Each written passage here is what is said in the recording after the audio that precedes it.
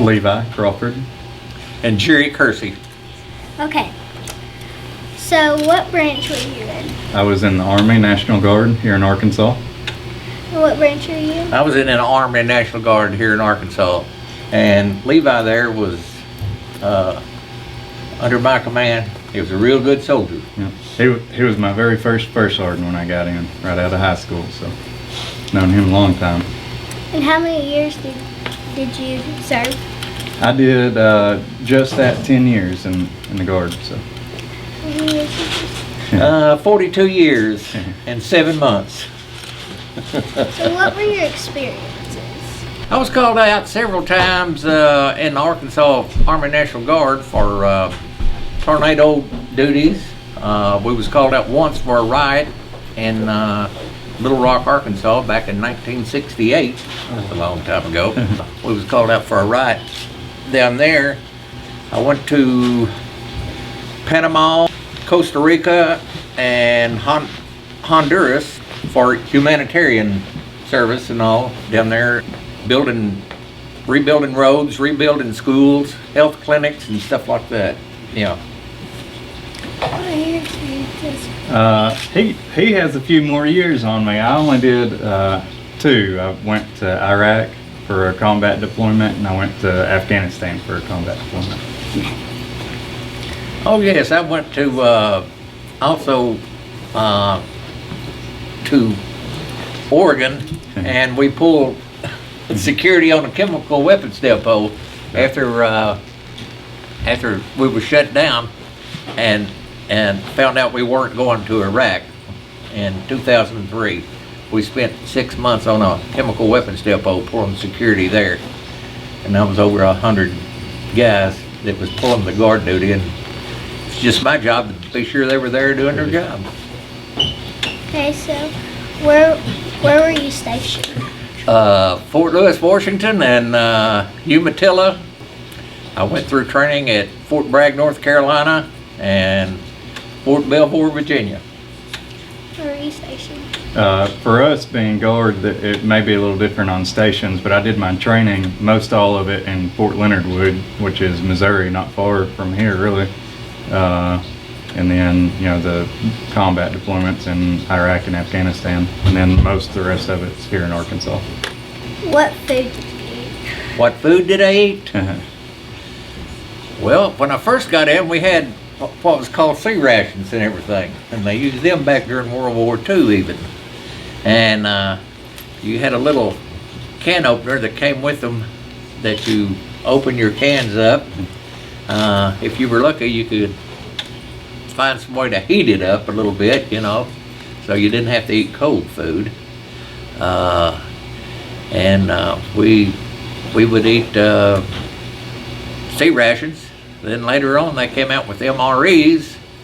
I guess probably in the 70s, late 70s, I guess. Probably, yeah. Yeah. And they came out with the MREs, which was in a bag, and they improved some over the year, but still they're not pleasant to eat. Not 3 meals a day anyhow. So you ate the same thing that he did? Not sea rations, but I did MREs, and for Iraq we were on Air Force Base, so really we ate the same thing you would eat at school. We had like a cafeteria we'd go to and eat pretty normal food. Afghanistan, we didn't have all that, so we ate a lot of MREs, and then there was a new one come out for some troops called a Strike One that came in your meal came in a bag, kind of like an MRE would, but it's clear, and it had better food in it, so we got those. And I've eaten fruit from Iraq and fruit from Afghanistan, and local meat and everything there, just kind of a break from what we're eating day in, day out, wherever we were. So. Okay, so how did you communicate? Well, we had radios in our vehicles. We used all the time when we were on convoy and this sort of stuff. If we were out pulling a mission, we would talk back and forth to one another with radios within the vehicles. which was usually APC or armored personnel carrier, and we would have radios in those. We communicated with the radios. Also, we did hand and arm signals as well and all. When that means halt. If you're the guy leading the place and you're walking through the jungle or something, you see somebody up there, you raise your hand up like that and everybody stops that's behind you. If you're the point man, you would go like this right here.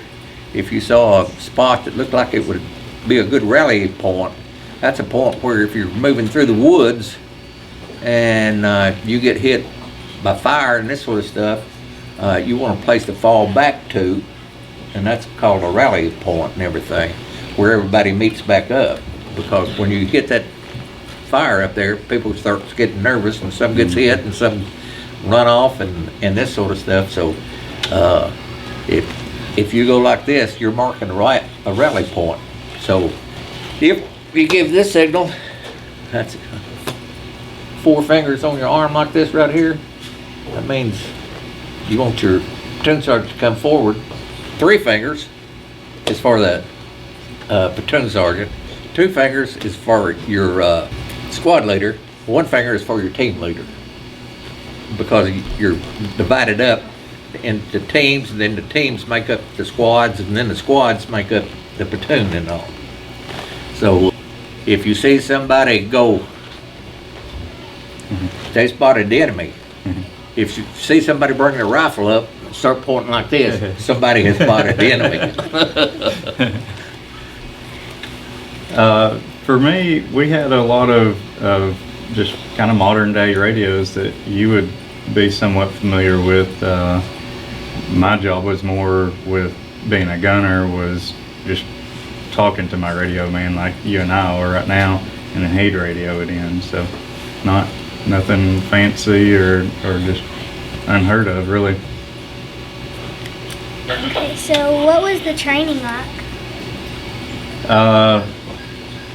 Basic training, it is what you hear, I guess, or maybe see on movies. You get yelled at and learn how to make your bed better than you thought you'd ever make it, and just get micromanaged on everything. But once you get out of that and you start learning your job or any kind of weapons training or advanced technique, anything, it's kind of like you come to school here. Everybody's just wanting you to learn and guiding you to be better at what your school and your task is. And his school may be a little bit different. He's got a whole lot under his belt for it. Well, when we went through basic training and all, actually I was a little bit disappointed because I always heard about how rough it was going to be and this sort of stuff and all. And then after it was all over with, I thought, that wasn't that bad, you know. And you got a drill sergeant that he goes through there with you, and he's guides you, and he'll talk ugly to you, and that sort of thing, you know. And if I had to do it again, I think the first thing I'd do is I'd get in a fight with the drill sergeant. We'd find out who was boss. First thing, we'd settle that, you know. The drill sergeants would be like your teacher.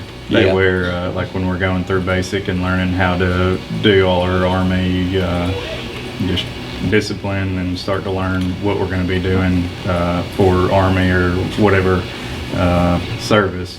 They wear a hat kind of like Top's wearing right now. Smokey the Bear hat. Yep. Oh yeah, Smokey the Bear hat. Yep. Smokey the Bear hats. So, but they were basically our teachers and getting us into shape and disciplined and keeping us awake all hours of the night and everything else. So. Oh yeah. Yeah, they press you to see how much pressure you'll take and this sort of stuff and everything. But then you go to AIT and there's a lot of different jobs, you know, in the Army and everything, you know, that not everybody is infantry and carries a rifle and walks through the woods, you know. Some people are trained to be a desk clerk. Some people are trained to be a finance clerk. where you get your pay and this sort of stuff. Somebody else could be, a chaplain's assistant. You know, he helps passes out the hymnals and this sort of stuff at whenever you start to have church service or something like that. My first job was engineer equipment mechanic. We were in an engineer battalion, and I worked on bulldozers, front end loaders, cranes, even boats and stuff. You know, any kind of equipment that had to do with the engineering part of it. And then some people are artillery. They learn to shoot the cannons and this sort of stuff. Some people are cavalry. They ride, well, Used to. cavalry now, yeah. Yeah, they used to ride horses, and then they rode around in jeeps and stuff, you know, during World War II and stuff like that, finding out, you know, where the enemy is located, doing reconnaissance missions and this sort of stuff. There's just different branches of the service. You got your aviation, you got your, they fly the helicopters, even small planes and that sort of stuff. Medics. You got medics, you got cooks, yeah, you got signalmen that work on your communications, your radios, telephones and stuff like that and all. The cell phones anymore is one way of communicating and all. That's something we should have pointed out and everything. I guess y'all probably, I don't know if y'all probably use them over there in country or. We had satellite phones. Yeah. I didn't even think to mention that, but we did. But Yeah. you know, you rarely use those for much of anything, you know, unless it's Yeah. stuff's hit the fan type deal, you know, or contacting home type deal. So. Yeah. But yeah, there's all kind of actually at one time one of my jobs in the deal was a construction supervisor, and like when we went to Panama and Honduras and Costa Rica, I had carpenters and plumbers and electricians, brick mason, heat and air guys that knew how to put in heat and air units and this sort of stuff, you know. There's a whole lot of different jobs, you know. We needed those guys. Making the Army work. What's that? We needed those heat and air guys in Afghanistan. Yeah. Well, we was in Panama, and we were back at, I'm trying to think of the name of the post we were on down there, but anyway, we were in tents that they had air conditioned. Oh wow! Yeah. Air conditioned tents. Those big green little stationary deal they put in the back. Is that how those air Yeah, conditioners? it's about like the tents, the walls and all were insulated and everything too. Okay. And I think there was like about 16 guys or something like that, you know, to a Sure. tent or something like that. But yeah, we stayed in those. Of course, it was hot and humid in Panama. Now, when we were out in the countryside and all working and all, you know, we stayed at a fairgrounds, and we slept underneath the exhibit building that was open, except on one side, because we were really helping people and doing the kind of training and everything that we were supposed to be training for. And I really enjoyed those trips down to Central America. Do you miss it? Do I miss it? Oh, every day. 100% every day. Yeah. It's like I said, I don't hunt, I don't fish, I don't play golf. The National Guard was pretty much my hobby and all. And that was one weekend a month, 2 weekends out of the summer at least, you know. That was at the bare minimum, you know. But a lot of times I volunteered for extra duty and this sort of stuff, just like Levi there did, you know. Volunteered for extra duty. I went down and worked Katrina down in New Orleans after Hurricane Katrina went through down there in 2005. That was a good experience and everything. You're just amazed at the amount of damage that nature can bring and everything. And then we went to, I went to Waveland, Mississippi on Katrina 2. Actually, we were down there within 24 hours after it hit. They pulled us up out of Arkansas, which is unusual because usually on a natural disaster like that, they don't call troops out of another state and move them over there. But they did that this time and all, since Katrina was so bad. And we were down there, I think, for like 3 weeks cleaning roads up and that sort of stuff. Houses sitting right out in the middle of the road and everything, you know. And we took some bulldozers and some front end loaders and stuff like that down there and cleaned up the streets and all where they could, well, even out in the country where you could get school buses around and all to get kids to school and all. I think most everybody I'll talk to, I'm sure Top would agree too. I mean, even if there's bad stuff that you had to do or like just not fun, everybody misses it because just like you've got best friends in school now, everybody that's in the service, it's like everyone is new best friends. You know, they're all family. You know, Top's family for me, and just everybody you serve with. You go through all that, and you get this. You eat with them. You sleep where they sleep, and all this stuff. So you like family and all. And the thing about the National Guard and the regular Army,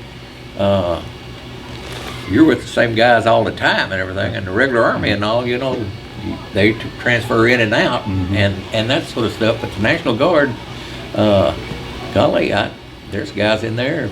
You know, like I said, I was in for 42 years, and I had a lot of friends, you know, that was in there with me for 20 years. We'd do things together, you know, as my family and my friend's family on the weekends and stuff like that, even when we didn't have drill and all. So it's really a family affair, I think. Definitely. I would just like to say that the National Guard and all offers a lot of opportunities for people and all. And at the time I joined, there wasn't anything as far as college assistants and that sort of stuff and all.